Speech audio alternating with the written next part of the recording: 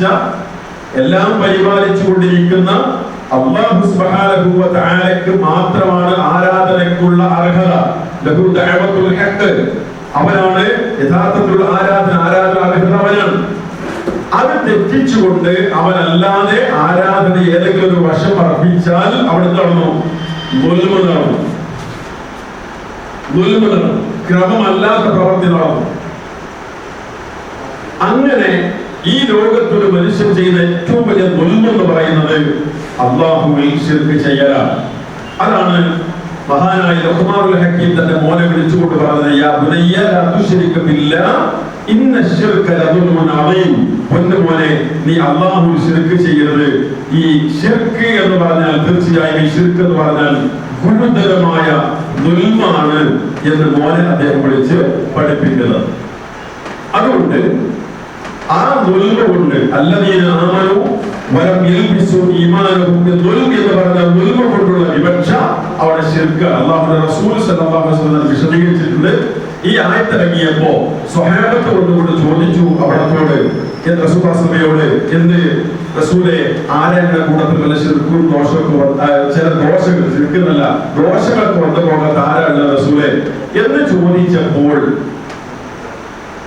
മനുഷ്യന്മാരല്ലേ, ചില ദോഷങ്ങളൊക്കെ വരില്ല, അതൊക്കെ ഇപ്പൊ ദുൽമാവൂലേ, അത് ഇതിൽ വരുമോ എന്ന് അത് ചോദിച്ചപ്പോൾ റസൂലുള്ളാഹി പറഞ്ഞു, നിങ്ങൾ ഉദ്ദേശിച്ച ആ ദുൽമല്ല ഇവിടെ ഉദ്ദേശം, ശിർക്കാണ്.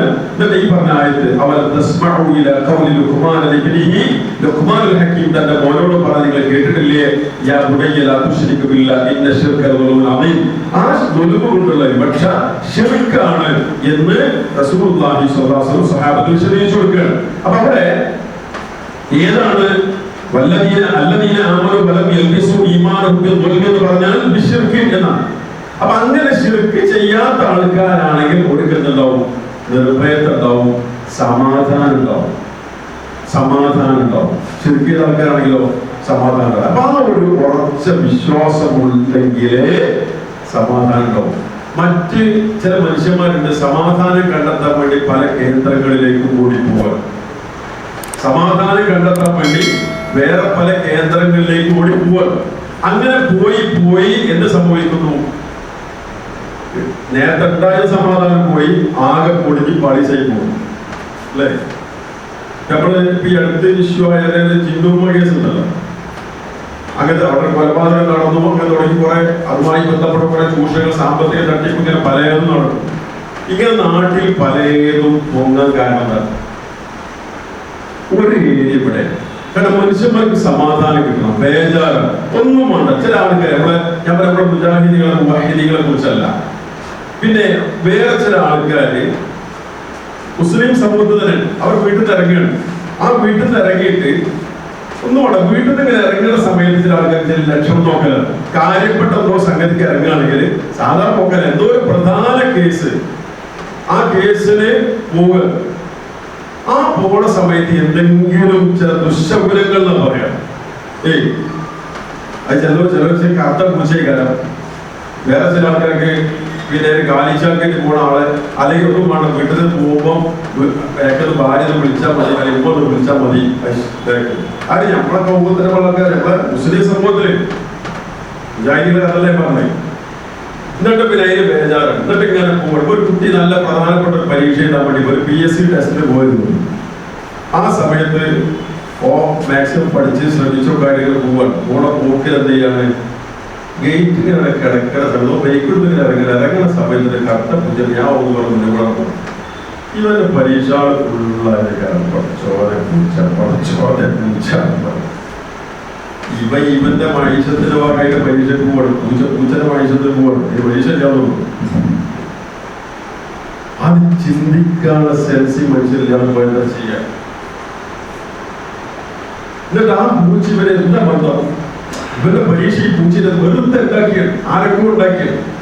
ഞാൻ ഉദാഹരണം പറഞ്ഞത് ഇതുപോലെ പലതും പല മനുഷ്യന്മാർ അങ്ങനെ പലതും കണ്ട് തമാശ ഇന്ന് പാരെ കണിയിട്ട് വയ്ക്കൂല. തമാശയിൽ ഇതേ സംഗതി പോയി പെട്ടെന്ന് പാരെ കണിയിട്ട് വരും. ഇങ്ങനെ ആരും ആരെ കണ്ടത്, ആരെ കണ്ടാ അതൊന്നും പെടുത്തൂല്ലോ.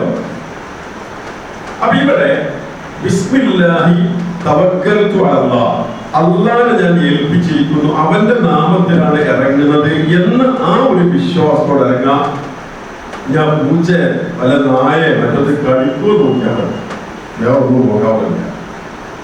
ഈ രീതിയിൽ വളരെ കൃത്യമായ ഒരു സമാധാനം, അള്ളാഹുവിനെയാണ് ഞാൻ ഏൽപ്പിച്ചത് എന്നൊരു സമാധാനം ഉണ്ടാകണം.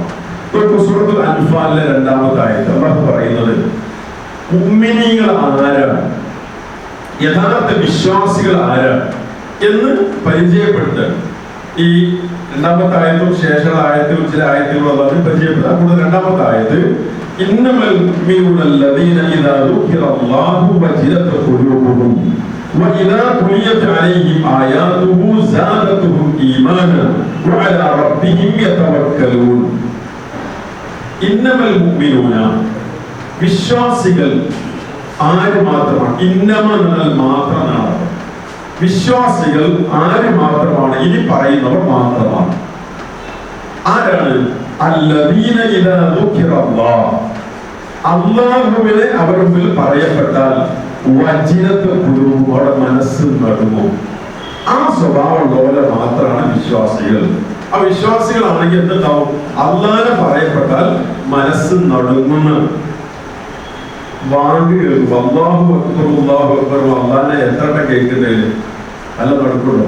ആ വാങ്ങ് കൊടുക്കുന്നില്ല, ഈ നേരായി നടക്കൽ മാത്രമേ ഉള്ളൂ.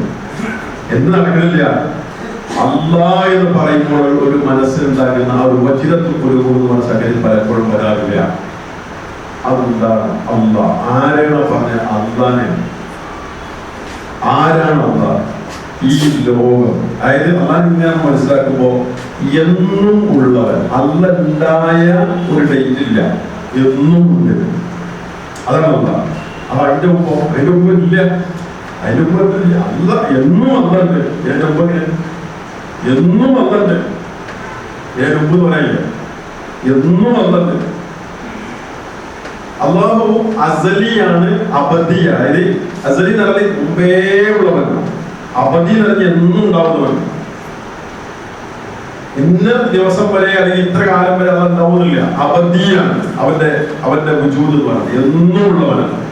അസലി എന്ന് പറഞ്ഞാൽ എന്നുമുള്ള മുമ്പേ ഉള്ളവനാണ്. അങ്ങനെയുള്ള അല്ലാഹനെ അല്ലാഹ് പറഞ്ഞത് അല്ലാഹു അക്ബർ പോരാ. എല്ലാം സൃഷ്ടിച്ചത് അവൻ, എല്ലാം സൃഷ്ടിച്ചത് അവൻ, ബാക്കിയെല്ലാം അല്ലല്ലാത്ത എല്ലാം അവന്റെ സൃഷ്ടികൾ. അങ്ങനെയുള്ള അല്ലാഹു അക്ബർ എന്നാണ് പറഞ്ഞത്. മനസ്സ് നടക്കൂലേ? ഇനി ഇവിടെ ആലോചിച്ച് നോക്ക്. എല്ലാം നിയന്ത്രിക്കുന്നവൻ, ലോകം നിയന്ത്രിക്കുന്നവൻ. ഇപ്പൊ മുദബ്ബിറുൽ ആലം ആരാന്ന് വെച്ചാൽ ആൾക്കാർക്ക് സംശയിക്കും. ഏത് ആരാ ലോകം നിയന്ത്രിക്കണേ? ഫൽമുദബ്ബിറാത്തി അംറാ ആയത്ത് ഖുർആനിലുണ്ടല്ലോ. കാര്യങ്ങൾ നിയന്ത്രിക്കുന്നവയാണ് സത്യം എന്ന് ഖുർആനിലുണ്ടല്ലോ. അപ്പൊ മുദബ്ബിറാത്തി എന്നാണ് പറഞ്ഞത്, മുദബ്ബിർ എന്നല്ല പറഞ്ഞത്. മുദബ്ബിറാത്ത് പറയുമ്പോ കുറെ ഉണ്ട്, 2 കൂടുതലുണ്ടല്ലോ. അപ്പൊ കുറെ ഇല്ലേ എന്നാണ്. ഇതൊക്കെ വെച്ചിട്ടാണ് ഈ കോഴിക്കോട് വടവൂരിലെ മരിച്ചുപോയ CM ആണ് അതിന്റെ ഒരാള് എന്ന് പറഞ്ഞത്. അത് ഈ അയാളെ പറ്റി അറിയണ മനുഷ്യർ അയാൾ മുദബ്ബിറല്ല. എന്താ കാരണം? അയാൾ സ്വന്തം ജീവൻ പോലും തദ്ബീർ ചെയ്യാൻ നിയന്ത്രിക്കാൻ കഴിയാന്ന് വെച്ചു. അയാളുടെ കാര്യം ബാക്കിയുള്ളത് കൊണ്ടേ അയാളുടെ കാര്യം കൊണ്ട് നിയന്ത്രിക്കാൻ കഴിയാത്ത ആളാണ്. എന്നിട്ട് ലോകം നിയന്ത്രിക്കും. സ്വന്തം ശരീരത്തിൽ പോലും നിയന്ത്രിക്കാൻ കഴിയാത്ത ആള് എന്ത് ചെയ്യുന്നു? അയാള് ലോകം നിയന്ത്രിക്കുന്നതിനെ പറ്റി പറയാം. ഇരിക്കട്ടെ, ഫൽമുദബ്ബിറാത്തി അംറാ പറയുന്നത് ആ പറഞ്ഞതിന്റെ ഉദ്ദേശം എന്താണെയോ? അല്ലാഹു സുബ്ഹാനഹു വ തആല ഈ ലോകത്തിന്റെ കാര്യങ്ങൾ ചേർത്ത് നടത്താൻ വേണ്ടി മലക്കൾ ഏർപ്പാടാക്കി ഡ്യൂട്ടി നിശ്ചയിച്ചു കൊടുക്കുക. അവനാണ് ഡ്യൂട്ടി അവരെടുക്കുന്നു. ജിബ്രീൽ അലൈഹിസ്സലാത്തു വസ്സലാം ലോകം മൊത്തം നിയന്ത്രിക്കില്ല. അദ്ദേഹത്തിന് മീകായിൽ ലോകം മൊത്തം നിയന്ത്രിക്കില്ല. വേറെ ഏതെങ്കിലും മലക്ക് മലക്കിൽ പോത്ത് ലോകം മൊത്തം നിയന്ത്രിക്കില്ല. അദ്ദേഹത്തിന് അസൈൻ ചെയ്ത് കൊടുത്ത ആ ഡ്യൂട്ടി ചെയ്യുന്നു. അങ്ങനെയുള്ള മലക്ക് അല്ല ലോകം മാറിയിട്ട് ഈ മലക്ക് നിയന്ത്രിക്കുന്നല്ല പറഞ്ഞത്. ആ ഓരോരോ മലക്കിലും നിശ്ചയിച്ചു കൊടുത്ത ഡ്യൂട്ടി എന്താണോ അത് ചെയ്യുന്ന ആൾക്കാരാണ്. അതാണ് ഉദ്ദേശം. അപ്പോ പറഞ്ഞത് അല്ലാഹുവാണ് എല്ലാം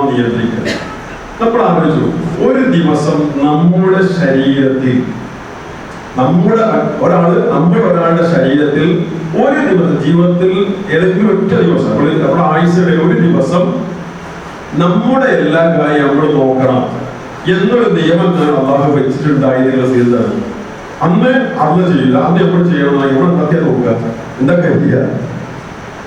ഈ സമയം ഞാൻ ഈ സംസാരിക്കുമ്പോൾ നിങ്ങളെ കേട്ടുകൊണ്ടിരിക്കുന്ന ഈ സമയത്ത് നമ്മുടെ ശരീരത്തിൽ എന്തെല്ലാം പ്രവർത്തനം നടക്കുന്നുണ്ട്.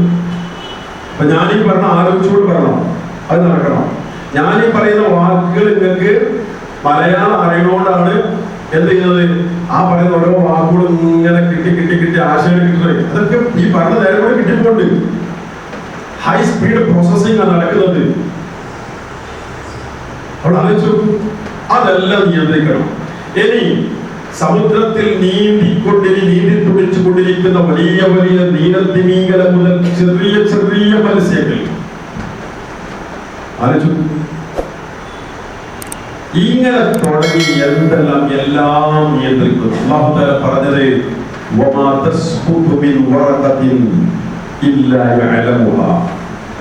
ഒരു ഇല, ലോകത്തിന്റെ ഏതെങ്കിലും ഒരു സ്ഥലത്ത് ഒരു ഇല പോലും വീഴുന്നില്ല അവൻ അറിയാതെ, അല്ലാഹ് അറിയാതെ. അവനാണ് അല്ലാഹ്. അല്ലാഹു അക്ബർ. ഈ അല്ലാഹനെ നമ്മൾ ഏൽപ്പിച്ച് ഇതിനെന്താ ടെൻഷൻ, എന്താ ബേജാറ്? അവിടേക്ക് എത്തണം. അതാണ് അല്ലാഹു തആല പറഞ്ഞത്, ഇന്നമൽ മുഅ്മിനൂന അല്ലദീന ഇദാ ദുകിറല്ലാഹു വജിലത് ഖുലൂബുഹും. അല്ലാഹുവിനെ പറയപ്പെട്ടാൽ എന്തായിരിക്കും അവിടെ സ്ഥിതി? വജിലത് ഖുലൂബുഹും, മനസ്സുകൾ നടുങ്ങും. വഇദാ തുലിയത് അലൈഹിം ആയാതുഹു, അല്ലാഹുവിന്റെ ആയത്തുകൾ അവർക്ക് ഓതിക്കേൽപ്പിക്കപ്പെട്ടാൽ സാദതുഹും ഈമാൻ, അവരുടെ ഈമാൻ അത് വർദ്ധിപ്പിക്കും. വഅലാ റബ്ബിഹിം യതവക്കലൂൻ, അവർ റബ്ബിൽ ഭരമേൽപ്പിക്കും. അവർ അങ്ങനെ ഭരമേൽപ്പിക്കുന്നവരാണ് യഥാർത്ഥ വിശ്വാസികൾ എന്നാണ്. അപ്പൊ നമ്മളിവിടെ തിരിച്ചറിയേണ്ടത് ജീവിതത്തിൽ ആ ഒരു ബോധം നമുക്ക് ഉണ്ടാകും. ഇപ്പോ അത് രണ്ട് തലമുണ്ട്. ഈ പറഞ്ഞ വിശ്വാസ തലം, അല്ലാഹുവിനെ മാത്രം ആരാധിക്കുന്ന ആളുകൾക്ക് ഉണ്ടാകുന്ന ഒരു സമാധാനമുണ്ട്. മറ്റൊരു ജീവിതത്തിൽ പരീക്ഷണവും പ്രയാസവും ഉണ്ടാകുമ്പോൾ മറന്നു പോകാൻ പാടില്ല. നമ്മുടെ വിശ്വാസ തലത്തിലൂടെ പറയുമ്പോൾ കുറെ ആൾക്കാർ ജാറത്തുകൾ മക്ബറയിൽ എന്താണ് സിയാറത്തിന്റെ പേരിലാണ് നടക്കുന്നത്.